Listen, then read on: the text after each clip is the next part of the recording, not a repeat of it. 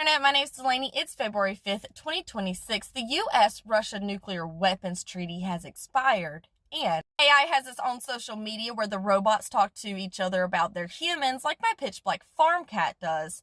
Happy Thursday. Let's take a look at the world's top headlines. In the wake of the nuclear weapons treaty expiring, Russia has declared it is no longer bound by the limits of missiles it can deploy. The United Nations called the expiration of the treaty a grave moment for international security and peace. While the Russian Ministry of Foreign Affairs says that the United States did not respond to their proposal to keep the treaty running for another 12 months, we assume the parties to the New START treaty are no longer bound by any obligations.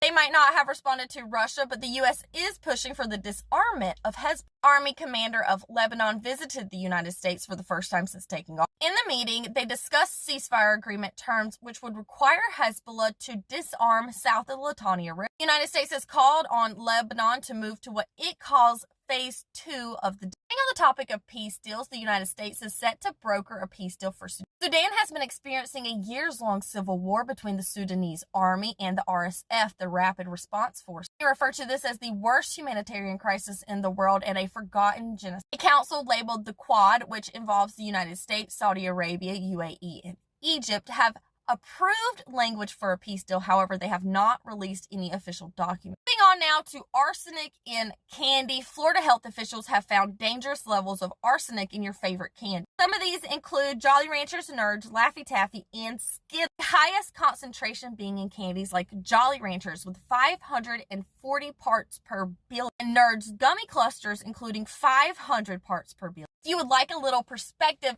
it is agreed that the safe level for drinking water is 10 parts per billion. However, there is no considered safe exposure to arsenic. Speaking of billions, the EU has sealed the deal on a 90 billion euro loan for Ukraine defense. European Union ambassadors met for discussions in Brussels this week where they came to an agreement on a so-called support list designed to meet a portion of Ukraine's needs in 2026 and 2027. This includes 60 billion euros for defense spending. Staying in the EU now, Spain has become the first European country to ban access to social media for children under the age of 16. This topic brought quite a bit of discourse over the last week, with Spain's prime minister making the statement, "Social media has become a failed state, a place where laws are ignored and crime is endured." The European country's decision comes just after Australia also made a similar law. Last but not least, today, AI has its own social media. Book is the latest social media platform created in the last week that is strictly for AI bots. The Reddit-like platform for AI bots or agents, those that were created to perform autonomous programs. For example, the common person could create an AI bot on a website like OpenClaw and give it